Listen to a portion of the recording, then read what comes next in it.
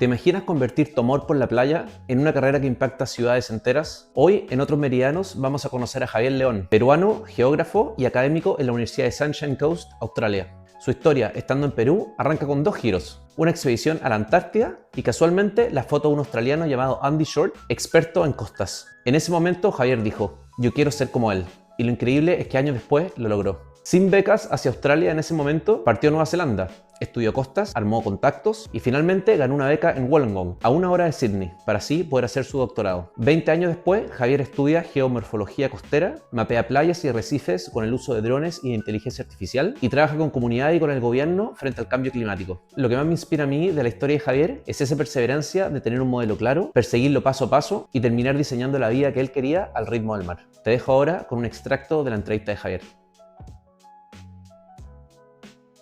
Cuando regresé me divertí muchísimo, pero la decepción fue tal de que no encontré esto de donde había salido, ¿no? Y de ahí era como que, pero estar afuera tampoco es algo que me llena 100%, entonces, ¿dónde estoy? ¿Quién soy? ¿No? Y ahí es donde se te derrumba pues todo, y, ¿no? Estas crisis existenciales, hasta que llegas a términos con la vida y te das cuenta que todo cambia, y si estás dispuesto a aceptar el cambio, todo bien.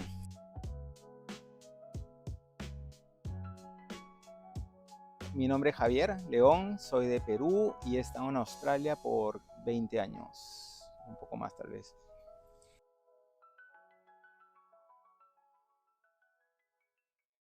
A ver, vamos a empezar por el principio. Yo estudié geografía en Perú, que es una carrera súper no convencional. No éramos muchos en la facultad, no éramos muchos geógrafos en Perú en general. Y si bien me gustó bastante, llegó un punto donde ya lo encontré muy limitado y estuve a punto de abandonar la universidad, último año, cuando de repente un profesor me agarró como de asistente, ¿no? Y me ofreció dos proyectos que realmente me cambiaron la vida, porque el primero fue, me fui a la Antártida, que eso fue lo que hizo decidirme en trabajar en academia, ¿no? Y en investigación. Ahí fue donde dije, esto es lo que quiero hacer por el resto de mi vida, ¿no?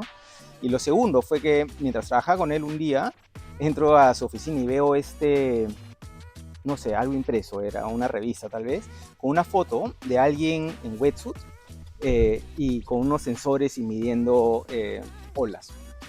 Entonces le digo, ¿quién es esta persona y qué está haciendo? Y me dice, bueno, este es un científico en Australia que se llama Andy Short y él es experto en ciencias costeras y están midiendo olas. Y yo, ¿no? Yo siempre he surfeado, siempre he estado cerca de la playa, eso es siempre, es más, estudié geografía porque vi que tenía un par de cursos así, algo costero, ¿no? Y era cómo hago de mi vida estar cerca de la playa y, ¿no? Poder hacer eso todos los días, ¿no?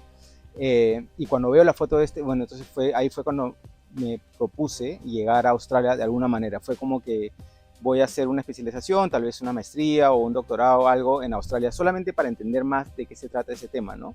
Y traté, pero no pude, porque en esa época en Perú no había convenio con Australia, con becas, pero se había con Nueva Zelanda. Entonces terminé yéndome a Nueva Zelanda. Me fui 2 años a hacer una maestría en estudios costeros en Nueva Zelanda, que fue súper bueno, porque uno, me hizo entender un poco más la cultura, que Australia y Nueva Zelanda tienen una cultura muy similar. Entonces entendí un poco más eso, que me encantó.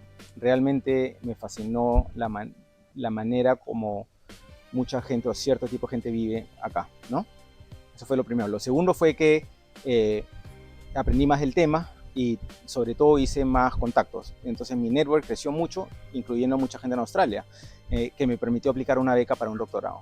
Entonces eventualmente tuve la beca para Australia, que es lo que me hizo venir originalmente, ¿no? A hacer mi doctorado, y nunca supe qué venía después. Entonces la gente en Perú era como que, ya, ¿y después de eso qué vas a hacer, no? ¿Vas a regresar? Nunca supe, nunca supimos, porque nunca supimos porque vine con Denise, mi pareja en ese entonces, mi esposa ahora, pero vinimos a ver, ¿no? Y eran 4 años con esta beca que, ¿no?, nos liberaba un poco de la presión económica, porque si bien, bueno, la verdad es que no era mucho, pero lo suficiente para vivir como estudiante, ¿no? Y así la pasamos 4 años y bueno, una cosa pasó, lo otro y eventualmente han pasado 20 años y seguimos acá.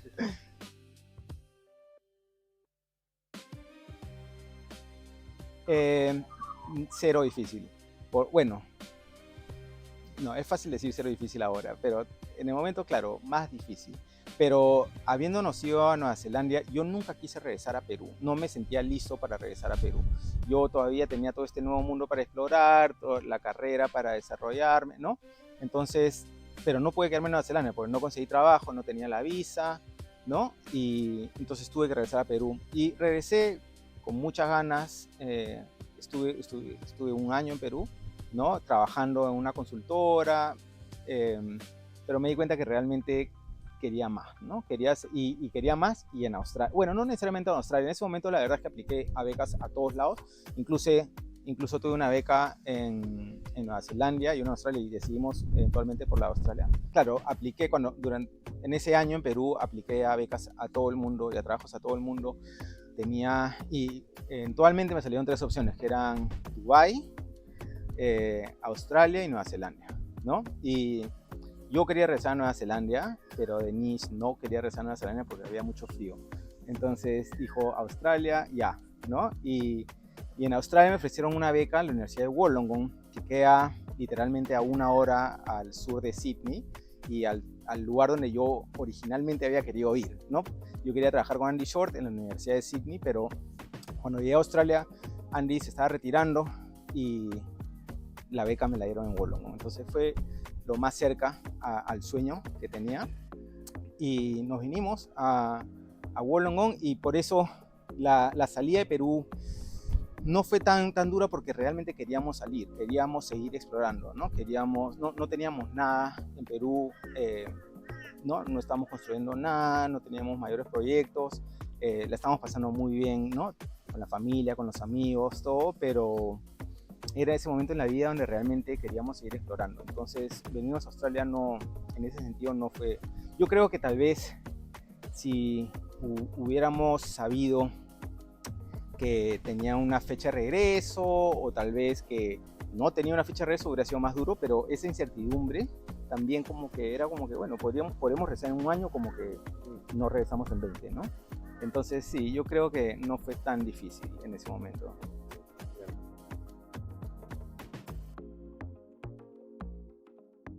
Bueno, yo trabajo en la Universidad del Sunshine Coast, soy académico ahí, que significa que la mitad de mi tiempo me la paso enseñando y la otra mitad me la paso investigando, ¿no? Y tengo esa posición, bueno, es un largo proceso ser académico porque realmente tienes que ponerle el tiempo, necesitas un doctorado, de arranque necesitas un doctorado.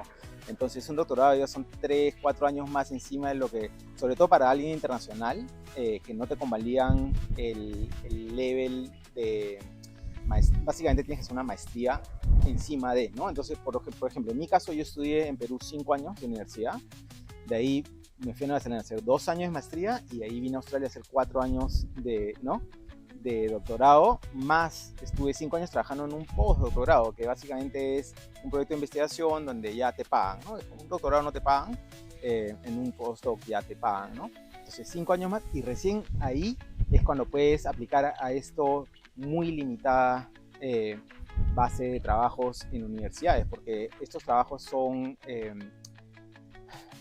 básicamente, son ongoing, ¿no? Que significa que una vez que te lo dan es bien difícil salir de ahí, ¿no? O sea, es básicamente un puesto de por vida. Entonces, literalmente tienes que esperar que alguien se muera para que ese puesto esté libre, ¿no? Entonces, es bastante difícil. Tanto así que la última estadística que conozco, y es en Estados Unidos, pero es menos del 10% de doctorados que terminan trabajando en la universidad como académicos, ¿no? Entonces, y con más y más doctorados en esos tiempos, es súper difícil conseguir una de estas posiciones. Yo tuve la suerte y el buen timing de conseguir una, ¿no? Y me costó, yo lo veo como que es un camino de por vida, ¿no? O sea, no es algo a lo que te preparas de un día para otro, es algo que tienes que tener estos, ¿no? Largos años de haber estudiado, de haber estado en el momento adecuado, en el lugar adecuado, y yo tuve esa suerte, pero la verdad es que la primera vez que apliqué a la posición, que yo pensé que me la daban, nunca me la dieron. Y fue por estas cosas de la vida que a la persona que se la dieron terminó yéndose al mes porque tuvo problemas de familia. Mal para él, pero súper bueno para mí porque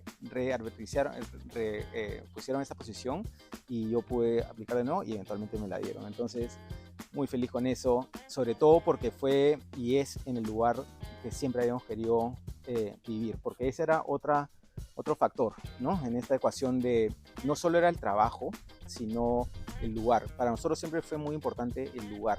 Y tenía que tener ciertas características, ¿no? Y yo como geógrafo, ahí es donde ahí hice todo mi análisis y realmente en el mundo entero hay muy pocos lugares donde nos hubiera encantado ir y donde vivimos el día de hoy es uno de esos lugares, ¿no? Tiene que estar cerca de la playa, con un clima perfecto, ¿no? Ni muy caliente ni muy frío, no solo cerca de la playa, sino con olas, ¿no?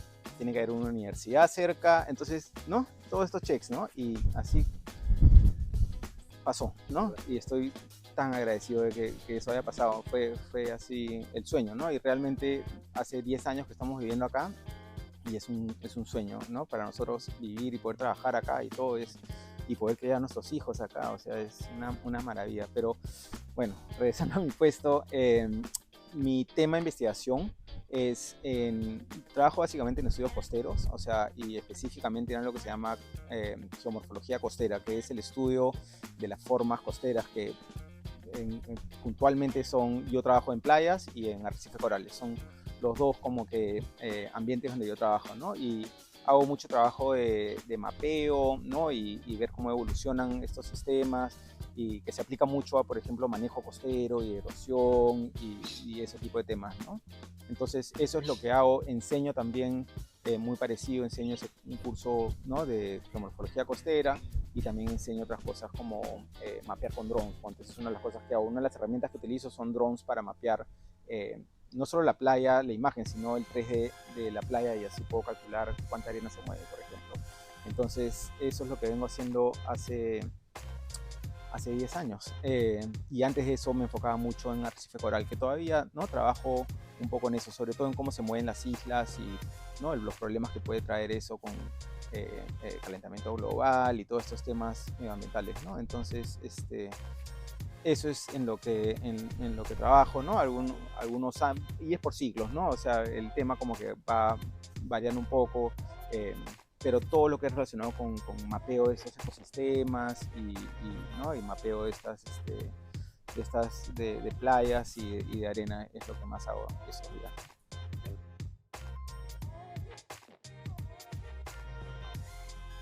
En mi experiencia tengo que aceptar bastante limitada porque yo nunca trabajé mucho en Perú, o sea, realmente profesionalmente hablando, trabajé un año en Perú y antes de eso había tenido prácticas por acá o proyectos de investigación individuales, ¿no? Entonces, no tengo esa experiencia ni ese conocimiento de Perú, pero lo que sé en términos generales es que para trabajar en investigación en Perú es súper complicado y depende mucho del tema en el que trabajas. Entonces, si bien para algunos temas hay mercado y hay financiamiento, entonces puedes trabajar desde una universidad, pero igual y yo conozco a muchos peruanos que son excelentes en sus temas de investigación y a nivel mundial, ¿no? Y pueden tener financiamiento y todo, pero específicamente para mi tema, que es el manejo costero, no había mucho espacio, ¿no? Y menos desde la academia, ¿no? Entonces, quedarme en Perú, en la universidad, hubiera sido bien limitado para mi tema. Y por eso es que yo decidí salir, porque vi eso, ¿no? Y tuve mentores que también ¿no?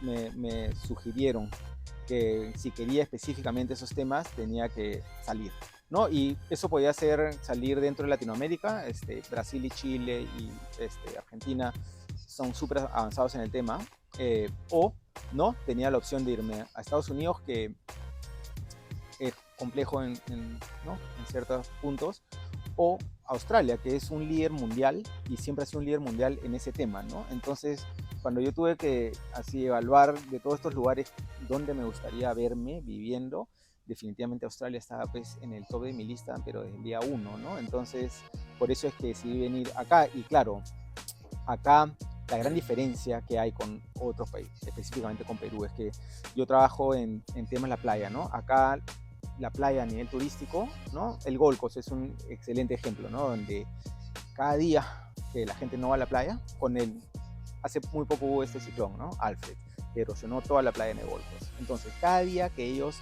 no tenían playa, estaban perdiendo en el orden de $1 millón, ¿no? Entonces, para ellos, tener playa y manejar esa playa es un recurso gigante. O sea, acá donde vivo en Nusa, la playa es el centro de, ¿no? el desarrollo económico regional, ¿no? Entonces, la playa cobra mucha o tiene mucha importancia, no solo a nivel cultural, porque también, ¿no? La cultura australiana de playa es gigante, ¿no? Pero a nivel económico es súper importante. Entonces, hay mucho más oportunidades en cuanto a investigación acá en Australia. Entonces, para mí es perfecto porque, ¿no? Trabajo en el tema específico que quiero y que me gusta y es bien valorado. Entonces, me permite tener, ¿no? Proyectos a largo plazo, interactuar con las comunidades, interactuar con los diferentes órganos de gobierno, ¿no? Entonces es un trabajo súper aplicado que para mí es así lo número uno en mi lista, ¿no? Es realmente ver que mi trabajo tiene un impacto, es lo que más busco, ¿no? Y sobre todo en un impacto en la comunidad donde yo vivo, ¿no? Eso es lo que más busco. Entonces, sí, eso es algo que creo que en Perú no hubiera tenido. Y eso es algo que todavía me tiene acá, ¿no? Y me va a tener acá para siempre, ¿no?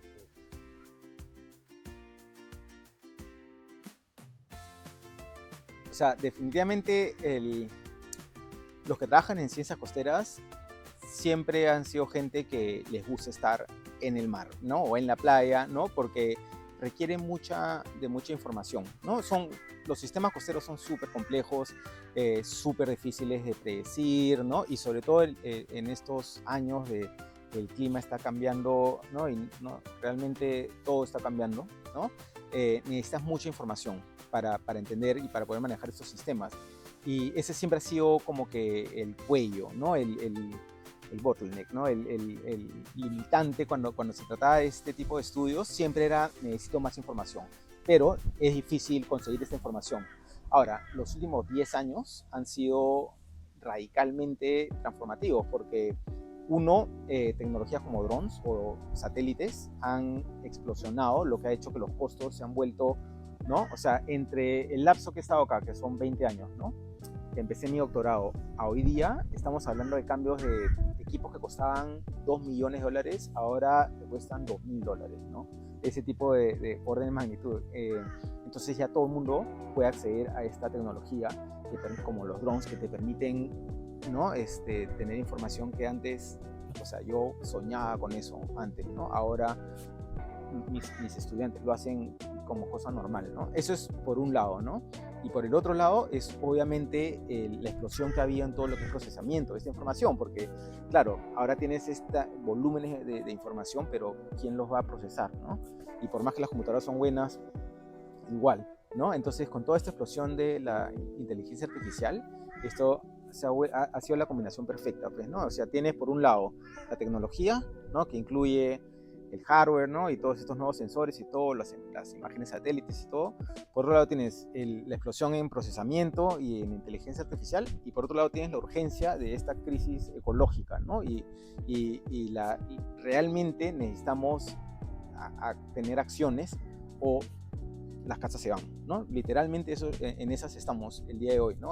Con el siguiente ciclón ya no hablamos de que es un problema porque pierdes la playa, ya literalmente hablamos de que podemos perder pistas, podemos perder casas, podemos perder, ¿no? Infraestructura. Entonces, esto ha hecho que en los últimos 5 años se ha vuelto súper interesante el tema, ¿no? Porque tienes todas estas revoluciones ¿no? en modos de procesar, en modos de adquirir la data, en todo, y en modos también de aplicarla, ¿no? Entonces, sí, ya estamos viendo cosas como que, no sé, pues, evaluación de cómo ha cambiado la costa, ¿no? La línea de costa en todo el mundo. Ya no estamos hablando en esta playa, ¿no? Que hace 10 años los estudios eran como, vamos a ver cómo ha cambiado la playa acá, ¿no? Ahora ya podemos hablar y analizar el mundo entero. ¿no? Entonces como que a ver qué está pasando en todo el mundo, ¿no? A ver cuántas playas van a erosionarse en los siguientes 50 años en todo el mundo. Entonces ya podemos tocar estos temas a escala, ¿no? Y que lo hace súper, bueno, por un lado es lo que, ¿no? Me mantiene despierto todas las noches, ¿no? Pensando en todas estas cosas, pero por otro lado también es lo que me hace levantarme todas las mañanas, ¿no? Con ganas de seguir, porque si hay un momento que ha cobrado, en mi perspectiva por lo menos, realmente urgencia, es ahorita, ¿no? Este es yo considero uno de los como sociedad, yo creo que este es uno de nuestros, debería ser por lo menos una de las prioridades, es ver y entender mejor el sistema donde vivimos, porque eventualmente, ¿no? Eso es lo que vivimos nosotros, lo que va a vivir nuestros hijos, nuestra toda descendencia y nosotros como humanos, ¿no? Entonces es súper importante tener mejores herramientas para enfrentar esta crisis ecológica, ¿no? Entonces sí, yo creo que es así como que la tormenta perfecta por un lado, ¿no? De malo, pero por otro lado también de oportunidad, ¿no? Y eso es lo que sí, o sea, yo veo los siguientes 20, 30, 40 años, no sé cuántas vidas me quede, pero, ¿no? Súper emocionante, o sea, no, ¿no? Es exponencial, ¿no? Es lo que estamos viendo ahora, los cambios son exponenciales, ¿no? Ya no es lineal, ya no es como que, bueno, en 50 años tal vez, ¿no? Ahora es como que ya casi inimaginable, o sea, tú hablas con científicos el día de hoy, no pueden pensar más allá de 10 años, porque es como que en un año las cosas cambian, o sea, yo tengo que cambiar mis cursos ahora todos los años, porque yo termino mis cursos siempre con la última semana es como que el futuro, ¿no?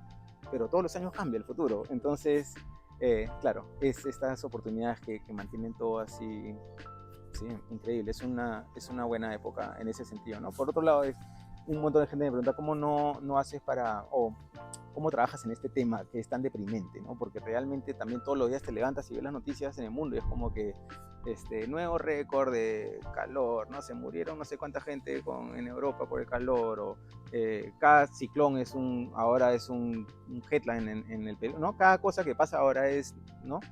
Y claro, y por otro lado es la inacción de los países, ¿no? Y todas esas cosas, y es bien deprimente, pero por otro lado también las oportunidades que hay lo hacen también, sí, un tema súper interesante.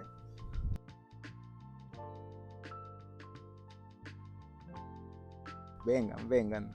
Eh, no es fácil, tienes que meterle el tiempo. Yo lo que siempre recomiendo, y es algo que yo hice, y yo tuve la suerte de que cuando yo empecé, y así de viejo soy, internet recién empezaba, ¿no? Entonces ya teníamos correos electrónicos cuando yo empecé. Yo me acuerdo haber mandado correos electrónicos, o sea, y ahora yo tuve el privilegio y la suerte de que terminé la universidad y no tenía que trabajar, porque mi familia podía mantenerme, ¿no? Y me acuerdo haberles dicho que me den un año, ¿no? Un año donde yo iba a vivir con ellos y no iba a traer, ¿no? Ni un centavo a la casa, y que me compré una computadora buena, ¿no? Con una buena conexión. Eso es lo que les pedí, que me dieron, gracias. Y yo lo que hice ese año fue, uno, leer todo lo que podía leer sobre esos temas, ¿no? Que en ese momento, claro, el acceso a información era bien incipiente, ¿no? Entonces, algunos artículos tenías que pagar. Me acuerdo haber pagado por artículos científicos. El día de hoy también tienes que pagar, pero tienes mucho más información abierta, ¿no? Y lo otro que hacía todos los días como rutina, ¿no? Era escribirle a gente. Tenía mi template, ¿no? Querido profesor tal, ¿no? Soy Javier, me encantan estos temas, he leído tu trabajo, qué oportunidades tienes, qué me recomiendas, todo. Y habré mandado, pues, o sea, cienes de emails, ¿no? Y habré tenido 2 respuestas, ¿no? Pero esas 2 respuestas fueron claves, ¿no? Entonces lo que yo le recomiendo a todo el mundo es eso, el network, ¿no? Es súper importante. Trata, ¿no? Trata de conectarte con gente todo el tiempo, averigua, pero no solo lo hagas superficialmente, como que tienes un mail y lo mandas a todos, ¿no? Sino realmente involúcrate, ¿no? Y si hay un tema que te interesa, métete en ese tema, encuentra quiénes son, ¿no? Los que están en ese tema, infórmate de lo que hacen y recién escríbeles, ¿no? Algo más personal, no lo hagas genérico, porque claro, del otro lado de la moneda, el día de hoy, yo recibo literalmente, ¿no? 2 o más de estos correos al día, de gente, todo el mundo preguntándome, pero te das cuenta, ¿no? Cuando los mails son genéricos, a esos mails yo también les respondo genéricamente, no gracias, ¿no? Pero son los que es como que te das cuenta, ¿no? Que han hecho su research, están interesados en el tema, ¿no? Y a esas personas yo trato, y algo que yo me prometí fue que, ¿no? Ahora que yo estoy del otro lado, yo voy a hacer todo lo que me hubiera gustado que hubieran hecho por mí, ¿no? Entonces yo sigo respondiendo todos estos mails, por más que la mitad son spam, a todo mundo yo le voy a responder esto, habla con esta persona, haz esto, mira las becas acá, ¿no?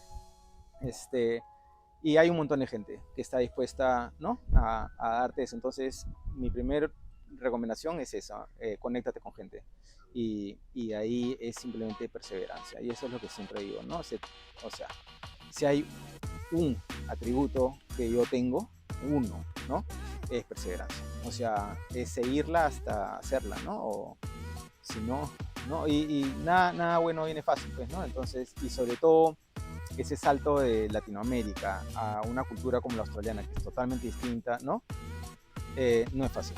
Nunca va a ser fácil. Entonces, simplemente tener esa perseverancia y ese foco, ¿no? Porque yo creo que una de las razones por la que estoy donde estoy hoy día es literalmente porque yo quería estar acá desde el día uno. O sea, desde que me acuerdo, desde que haber entrado a la universidad, yo sabía lo que quería. Yo quería un trabajo que me interese, ¿no? Que me mantenga ahí todos los días, ¿no? Pero que no sea toda mi vida tampoco, ¿no? Porque yo también me gusta tener una vida fuera de mi trabajo. Ahora, las dos cosas en mi caso se mezclan, entonces algunas veces es bueno, algunas veces es malo, pero yo también quería vivir en un lugar que me encanta, rodeado de una comunidad que tenga, que los valores se alineen, ¿no? Y no necesariamente eso significaba lujos, ni, ¿no? Lo que significaba era que yo podía tener la libertad de escoger cómo yo podía tener mi estilo de vida, ¿no? Y si yo quiero estar en la playa todos los días y no, eso es lo que yo quiero hacer, bueno, ¿dónde yo podía hacer eso y tener un trabajo que me pague eso, ¿no? Y bueno, este es el lugar. Entonces, tener esa visión es súper importante, yo creo, ¿no? Entonces, la visión, la perseverancia, yo creo que una vez que tienes eso, ya el resto simplemente es tiempo, ¿no?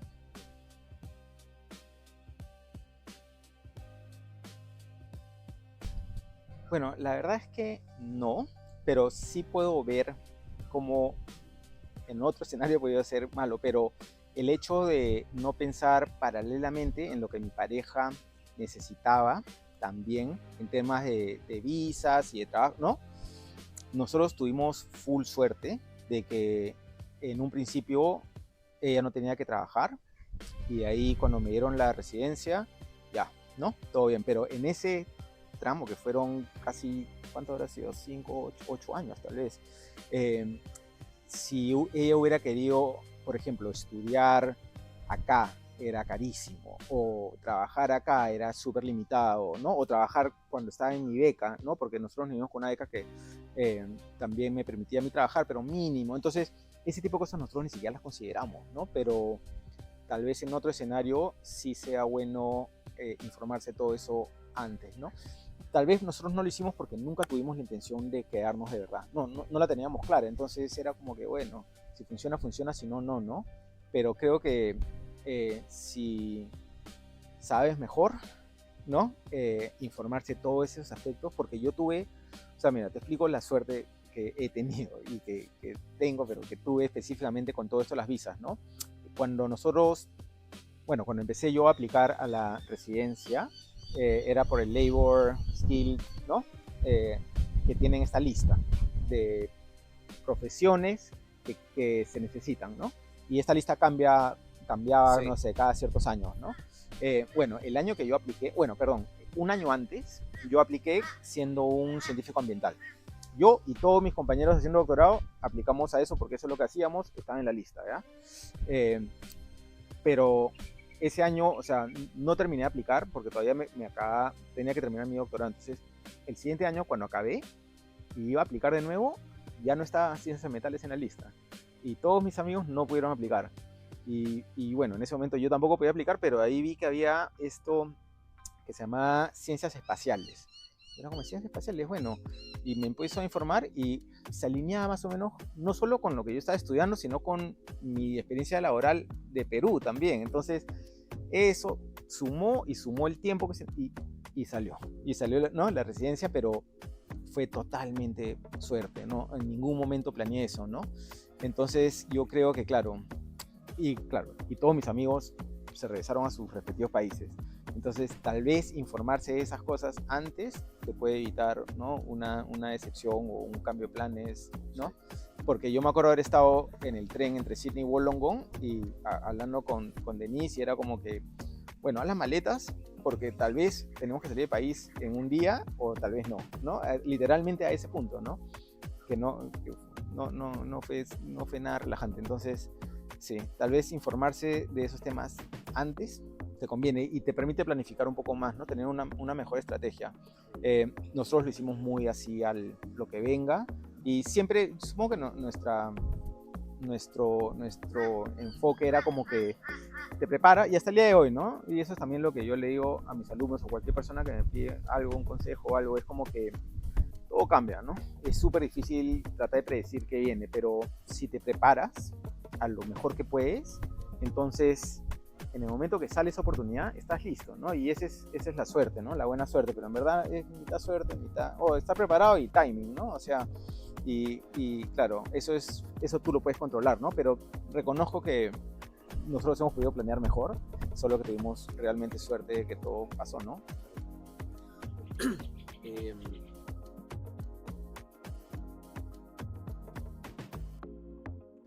La cultura, somos tan distintos, o sea, hasta el día de hoy. Tenemos 20 años en Australia, número uno, yo entiendo ahora tal vez el 80% de las conversaciones ¿no? Con mis amigos cercanos, o sea, y ellos, yo siempre les digo, ¿no? Que ellos conocen no sé, pues, el 40% de mí, ¿no? Porque yo acá no puedo ser gracioso, pues, porque yo acá estoy tarde, ahí una milésima de segundo y ya el chiste ya no es gracioso, ¿no? O meto algo ahí, pero con el acento y ya se acabó, ¿no?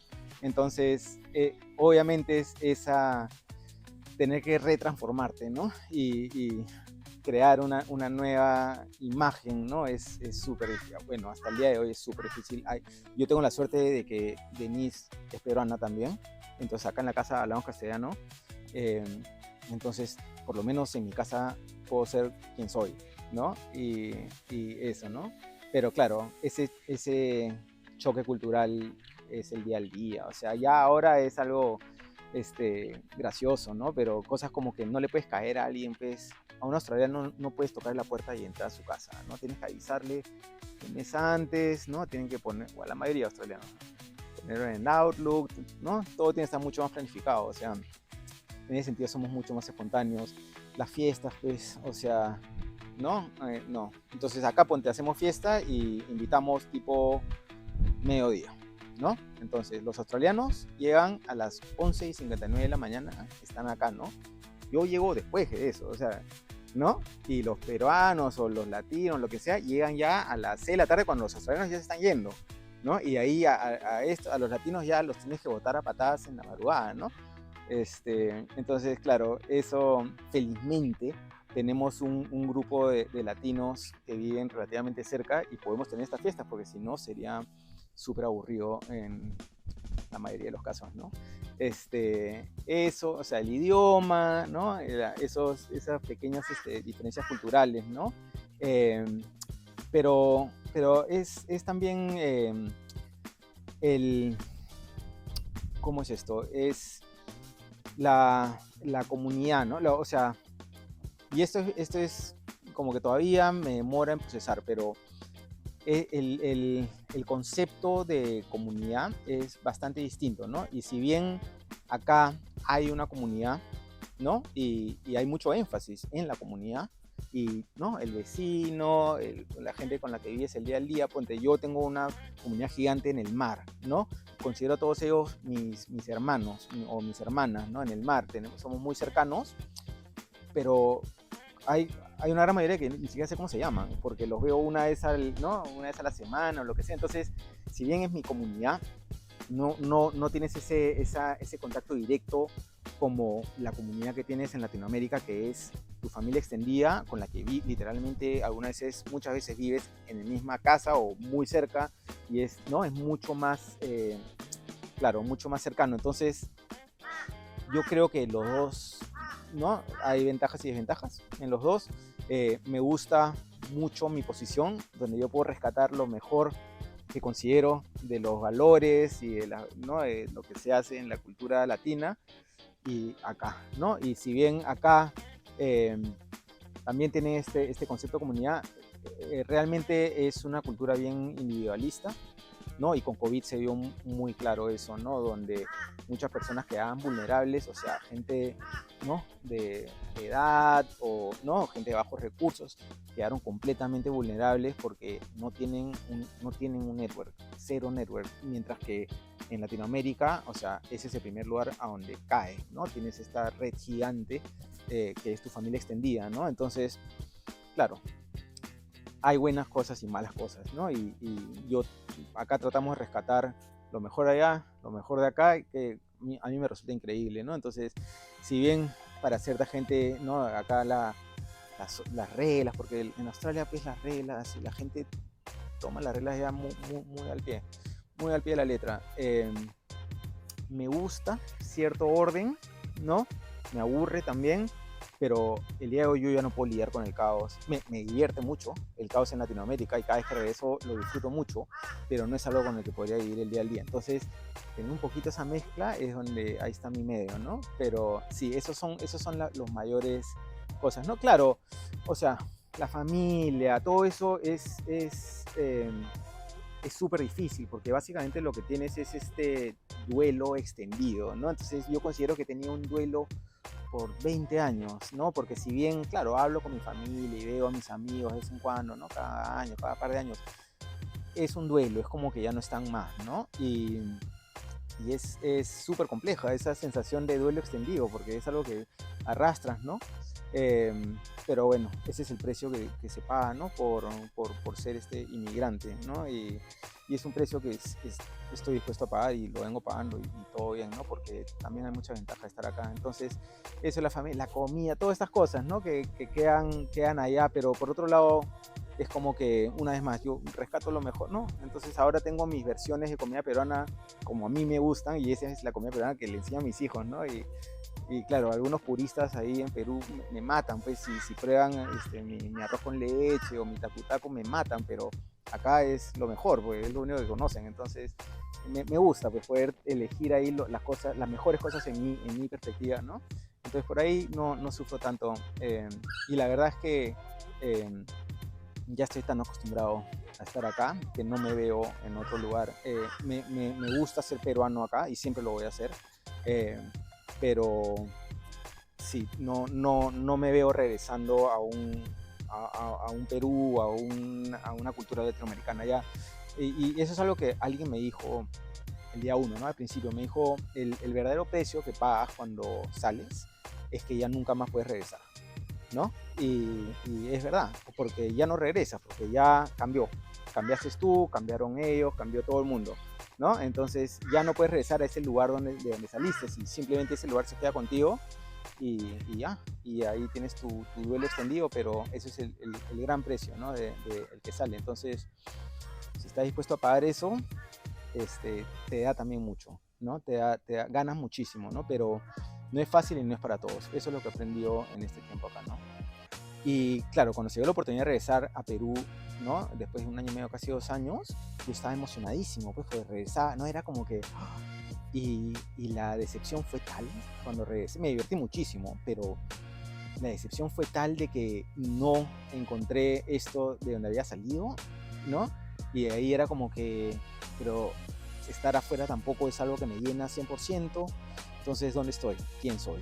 ¿No? Y ahí es donde se te derrumba pues todo y, ¿no? Estas crisis existenciales, hasta que llegas a términos con la vida y te das cuenta que todo cambia, y si estás dispuesto a aceptar el cambio, todo bien, porque ganas harto también, pues, ¿no? Con el cambio, ¿no? Pero por eso digo, no es para todos, porque requieres de esta ser adaptable, ¿no? Que ¿no? lo último que quieres es cambiar, pues, ¿no? Entonces, sí, pues es difícil y fácil. O sea, difícil, pero paga, ¿no? Eso es lo que aprendí también. Paga full esto, porque te puedes reinventar, puedes tener lo bueno, pues, ¿no? Lo mejor de todo, lo mejor de las culturas, lo mejor de la gente, de tus amigos allá, de acá, ¿no? Y yo considero que ahí te vuelves una mejor persona, ¿no? Pero sí, siempre pagando ¿no? Y con lo del duelo, algo súper curioso fue cuando se murió un amigo muy cercano mío, el primer amigo que se ha muerto, ¿no?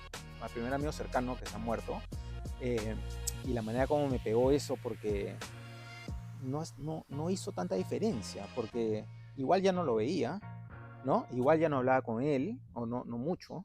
Entonces, para mí era como que es difícil, ¿no? Entender que realmente está muerto a este lugar donde está todo el mundo, todos mis amigos y mi familia que viven en Perú, que no están muertos, pero no están acá y yo no estoy allá, ¿no? Y es como que, ¿qué están, no? Y es, claro, y lo que ahora pienso, siento es que, claro, este duelo extendido te hace ver, hasta estas cosas te hace verlas distintas, ¿no? Es como que, sí, pues es curioso. No es fácil, pero por otro lado es como que si lo aceptas, ¿no? Aceptas que así es la vida, ¿no? Y vas a perder gente, pero también estás ganando gente, ¿no? Vas a perder ciertas cosas, pero también has ganado otras.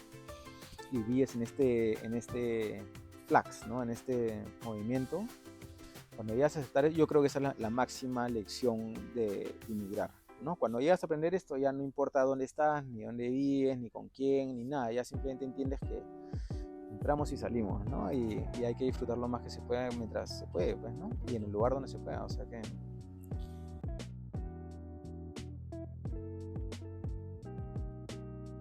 Mis dos hijos han nacido acá, son más australianos que Coles, que Bunnings un domingo en la mañana. Y la gran ventaja, claro, es que el idioma, la cultura, la tienen la de acá, eso se aprende con la vida, pero nosotros también le damos nuestra cultura, nuestras costumbres, entonces tienen más, ¿no? Ya de arranque tienen más, lo veo en su cerebro, es increíble qué tan más plástico es su cerebro. Entonces, cuando se trata de, por ejemplo, traducir o hablar, ¿no? Ellos es inmediato, ese switch. Pueden estar hablando castellano acá y se voltean y están hablando perfecto inglés acá, ¿no? Mientras que yo, con 20 años acá, más 20 años estudiando inglés, o sea, todavía es como que estoy hablando castellano y ahí para pasar, ¿no? Mi cerebro se demora harto, ¿no? Me cuesta mucho más. Entonces ya esa plasticidad también se traduce a otras cosas, como que, o sea, no solo castellano, pero ellos aprenden idiomas mucho más rápido que yo me hubiera imaginado, o música, o sea, o otros, ¿no? Aspectos más creativos. Entonces ya de arranque yo creo que ya que tengan eso, ya están ganando, ¿no? Pero el hecho de que acá puedan vivir la vida que viven, que están afuera, el 80% de sus vidas despiertos, están afuera, ¿no? Lo raro es que estén metidos. Entonces, televisión mínimo, ¿no? No ven videojuegos, ¿no? Porque todo el día están en la playa, o en el skatepark, o en el parque, o haciendo algo afuera. Entonces, la ventaja de vivir acá, que no es necesariamente se aplica a toda Australia, pero donde vivimos, que el clima es maravilloso, el 80% del año es maravilloso, ¿no? O sea, no usan zapatos, no usamos zapatos 8 meses del año, ni siquiera usamos zapatos. Yo no me tuve que comprar zapatos, cuando nos fuimos de viaje, tuve que comprar un pantalón y zapatos que no uso, ¿no? Pues ya arranqué ese tipo de vida, para mí es mi sueño, ¿no? Y eso acepto que lo estoy proyectando en ellos. Pero bueno, la están viviendo y la pasan muy bien. Entonces, tener eso para mí es una gran ventaja, ¿no? Que tengan esa seguridad, ¿no? Pueden hablar con quien sea, pueden moverse donde quieran, ¿no? Cosas que en el Lima donde yo vivía era imposible, ¿no? Está súper limitado, no solo geográficamente, sino socialmente, y, ¿no? O sea, yo crecí en una época donde ni siquiera podías viajar afuera de Lima porque te mataban por ser blanco, literalmente te mataban por ser blanco, o sea, ¿no?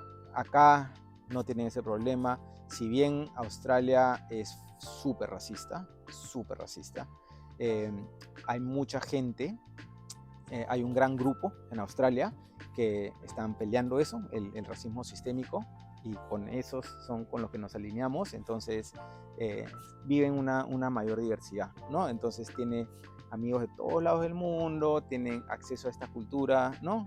Global, digamos, ¿no? Entonces eso lo considero una magnífica ventaja. Y cosas como que la educación, ¿no? La educación es muy buena en Australia y es muy accesible. Entonces, ¿no? El hecho de que no tengan que preocuparse y que puedan tener la opción también de ir a la universidad o no, o dedicarse a un trade y trabajar en eso, es perfectamente aceptable, y las dos son igual de válidas. Entonces ellos tienen mucho más libertad en ese sentido, que para mí, no, o sea, que tengas libertad de escoger es un privilegio en este mundo, ¿no? Entonces, por ese lado es súper bueno, ¿no? Lo malo, claro, es que uno, están lejos de su familia, eh, ¿no? Más nuclear, digamos.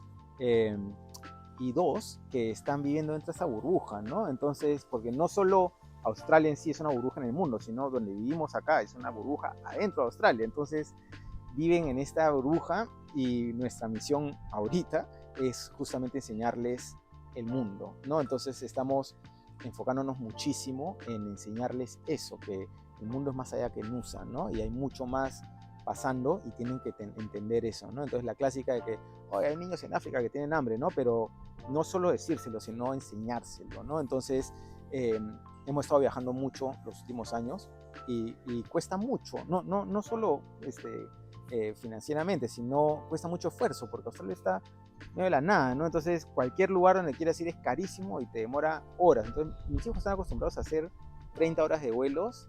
O sea, nos acabamos de regresar de un viaje que subimos 36 horas, ¿no? Y están acostumbrados a eso, ¿no?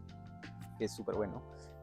Pero claro, enseñarles el mundo es difícil, ¿no? Es súper difícil, pero en eso estamos tratando, porque es súper importante que entiendan eso, ¿no? Entiendan dónde están parados y cómo es el resto, para que puedan tomar mejores decisiones, ¿no? Porque si no, pucha, acá conocemos mucho, yo conozco muchos ejemplos de gente que ha vivido toda su vida acá, nunca ha salido de acá, y realmente tiene una visión muy estrecha de lo que es el mundo, ¿no? Entonces, sí, tiene muchas ventajas, pero también hay ciertas cosas, ¿no?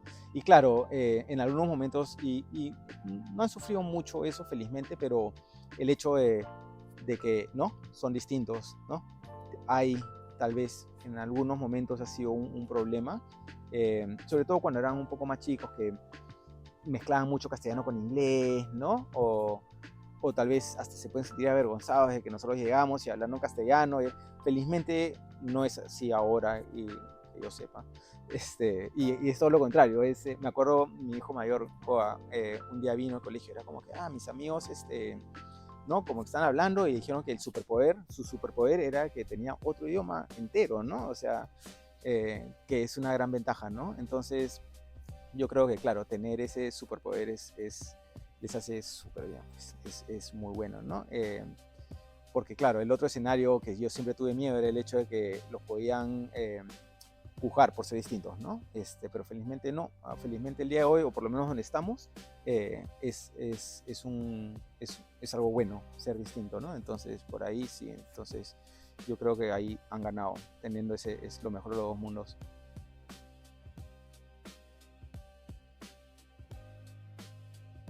Y yo he tenido toda la suerte, una vez más, toda la suerte del mundo con la pareja que tengo, porque ella era, o sea, si yo he sido flexible, ella ha sido 1000 veces más flexible, ¿no? Porque la gran pregunta que le hacían a ella era, ¿y tú qué vas a hacer? ¿No? Ya tú lo estás siguiendo a él que haga su doctorado, ¿no? Pero tú qué vas a hacer, ¿no? ¿Tú qué vas a hacer? Entonces, ¿cómo lidiar con eso? ¿Cómo manejar eso? Porque, por ejemplo, en universidad, si los dos, digamos que los dos vienen como una pareja, encontrar un puesto es difícil, encontrar dos puestos en la misma universidad es así, las chances son mínimas, ¿no? Entonces, ¿cuál es la estrategia? Yo conozco mucha gente que ha tenido que sacrificar, uno se ha tenido que sacrificar, no, en conseguir un mejor trabajo, vámonos allá, y la otra persona deja de ser académico, en mi caso, ¿no? Pero, ¿no? Y conozco gente que no necesariamente la academia, pero que tienen que sacrificar su línea de trabajo porque el otro consiguió lo mejor o no, ¿no? Entonces, cómo lidiar con esos temas de pareja, y en qué momento sueltas y en qué momento ajustas, y ese balance, ¿no? Y por último, ¿cuáles son las oportunidades para las parejas, ¿no? O sea, ¿qué haces acá? ¿Cuáles son los problemas las desventajas o las ventajas de criar a alguien en un país donde no tienes a nadie, ¿no? Y eso nos pasó a nosotros, que nos mudamos acá y no conocíamos a nadie, a nadie. Entonces nosotros no podíamos dejarle a nuestro hijo, si uno se enfermaba, ¿no? O no tienes ese recurso, ¿no? Y yo con mi trabajo viajo bastante, entonces había muchas veces que yo la dejaba a ella, con los niños, con uno, con dos. ¿Qué haces? ¿Cómo vives eso? ¿A quién, ¿no? A quién le pides ayuda, ¿no?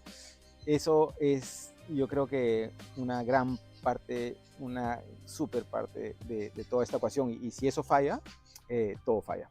Entonces tienes que verlo así, de esta manera más holística, ¿no?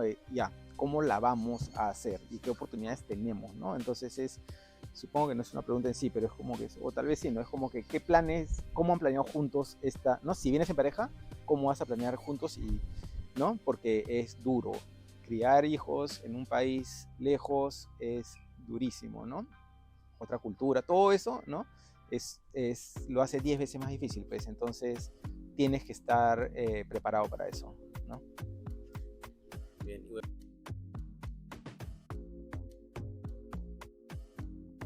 O sea, yo creo que la experiencia de venir a un lugar como Australia es, o sea, incomparable, ¿no? Mucha gente me dice, oye, pero Australia no es tan bonito, porque mucha gente viene y ve la ciudad y la compara con ciudades de Europa, Estados Unidos, y es como que, oye, pero nada que, o sea, vas al Opera House y es como que, no es gran cosa tampoco, ¿no? O sea, es muy bonita, pero no es tan cosa tampoco.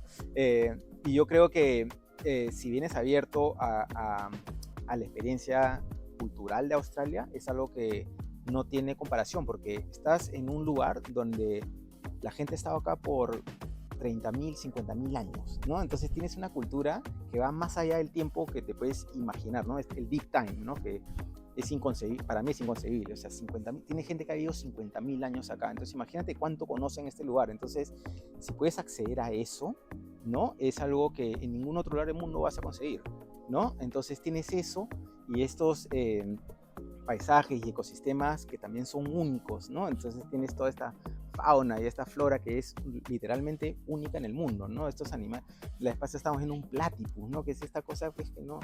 Entonces, si vienes y experimentas eso, es algo que no vas a poder conseguir en ningún otro lugar del mundo. Entonces, creo que vale la pena el gran esfuerzo que es, porque es un gran esfuerzo, ¿no? No necesariamente acá vas a venir y vas a ganar, ¿no? La cantidad de plata que puedes ganar en otros lugares, ¿no?